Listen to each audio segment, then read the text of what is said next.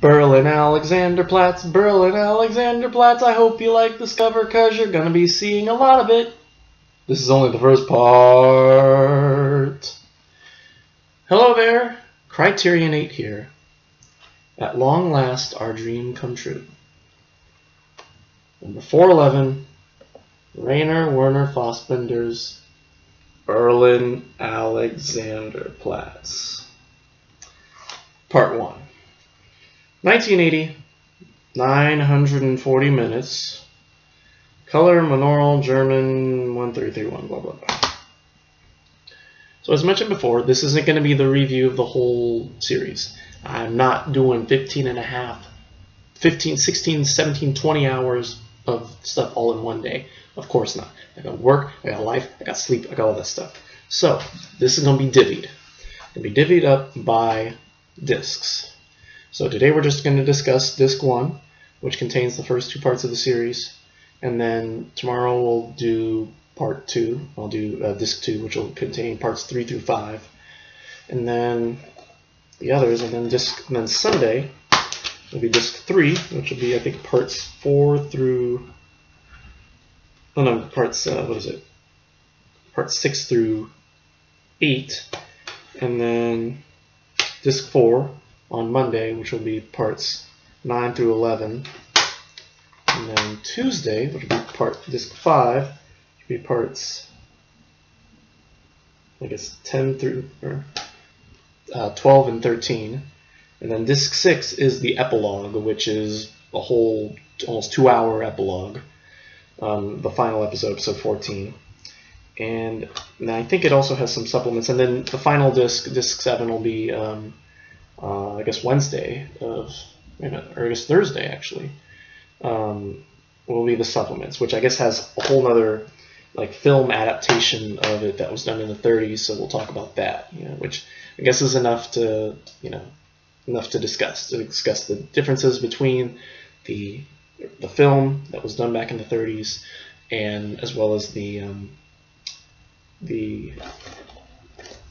TV series thing. So anyway, I won't say too much about, and I'm not going to say too much about my own opinion of how I feel about it.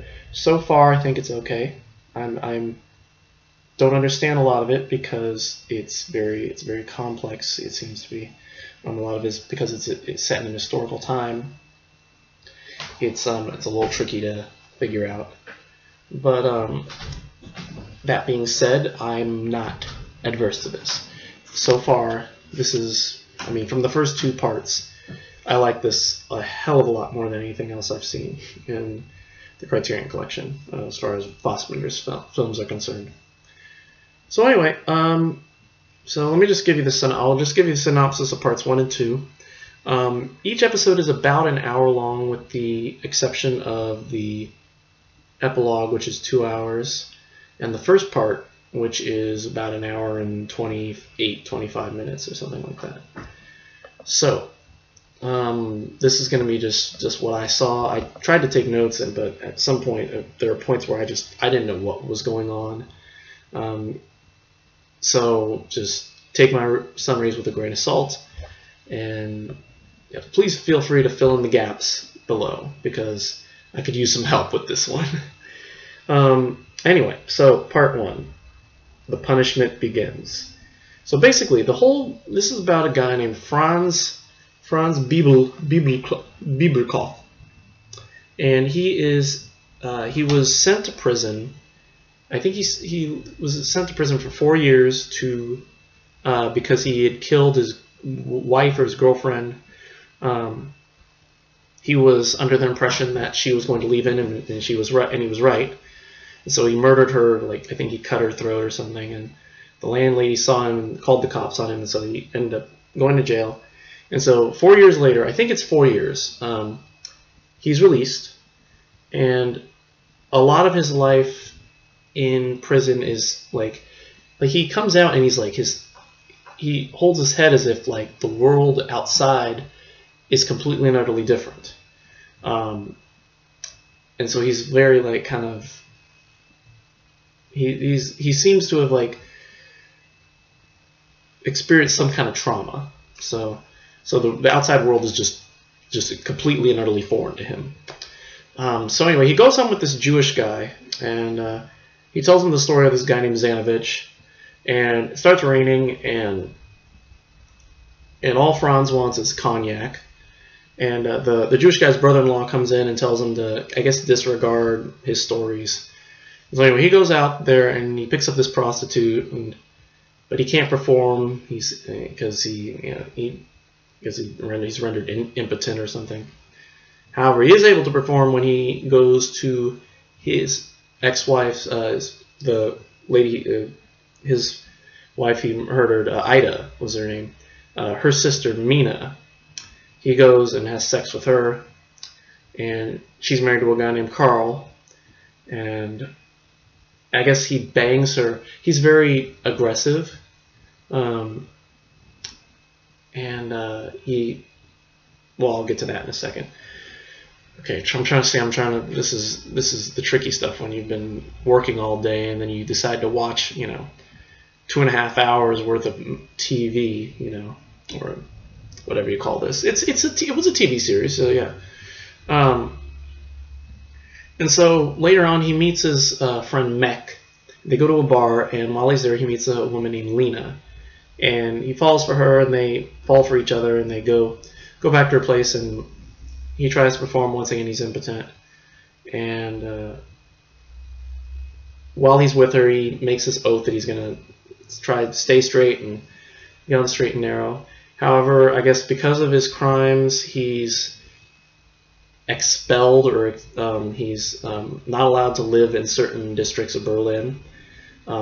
However, he's able to override that rule, or that ruling, by signing up with this group called Prisoners Aid, who helps him get work, and they tell him, if he stays employed, he can stay in Berlin. And so that's the plan. That's basically how part 1 ends.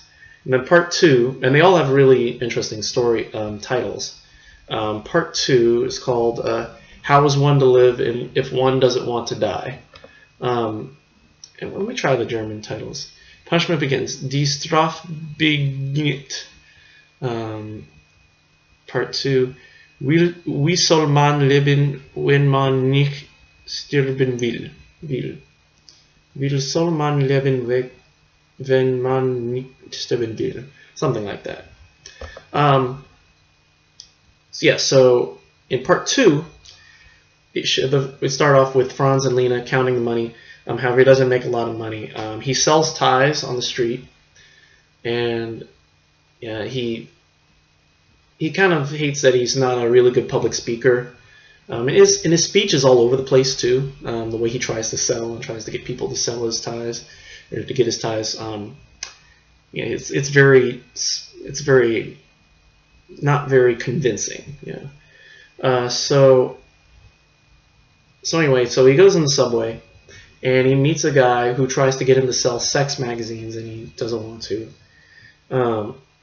I think he almost does, and then he brings some home, and Lena, I guess, almost leaves him, and he has this thing where, like, he can turn her on by he bites her neck all the time, and she's just completely turned on by that.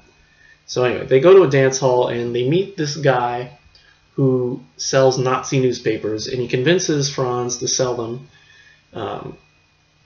even going as far as to giving him a swastika armband. And he alienates himself from his friend, who is this Jewish hot sausages guy. And he tells him, "Oh, I'm not anti-Semitic. But I do believe that, I do believe in power, and that's what." So that's why I guess he agrees with some of the things the Nazis were about, even though he wasn't anti-Semitic the way Hitler was. And that's where I kind of lost it. At one point, these guys come along and they challenge Franz and his beliefs. And later on in a bar, they sing alternating like power songs to each other, pride songs, and Franz almost goes crazy, just yelling at the top of his lungs, just all these just very fanatical things, almost like Hitler, almost sounding like Hitler himself. And he blames a lot of it on just like them not realizing that jail changes a man. So he blames a lot of his behavior toward them on his being in jail. And the episode ends with Lena, him hugging Lena and biting her and telling he loves her and all that stuff. So yeah, there we are. That's all I have to say today. So far it's a little confusing, but it's only 2 parts. Maybe some parts are weaker than others. So I'm really interested. I mean, I'm really interested in the fact that this is a TV series. I love that. I love that Criterion did this every once in a while. This, Tanner 88, Fishing with John, even Fanny Alexander, Scenes from a Marriage, and even like stuff like the Golden Age of Television. I know there are others. I think there are a couple others. I think even World on a Wire, which was another Fassbinder project, was technically a TV series. And now I'm curious, wasn't World on a Wire? I'm pretty sure. I'm almost 90% sure. I remember they showed it on TCM a while back, and it was like 4 hours long, but it was like a little mini series. Yeah, it was a series. It was a 2-part mini series, and it was done like 7 years before Fassbinder did Berlin Alexanderplatz. So anyway, that's it for me. Thank you for watching. We will see you all tomorrow for parts 3 through 5 of Berlin Alexanderplatz. And please leave comments. Please, if you guys understood this a little better than I did, especially part 2, leave it in the comments. It was a little tricky to figure it all out. Maybe give me some history, because I can look up. I can spend all my time looking it up, but sometimes you just need the most succinct details to figure out something. So if you guys know it and you want to help me out, leave some comments. Thanks, and I will see you all tomorrow. Bye-bye.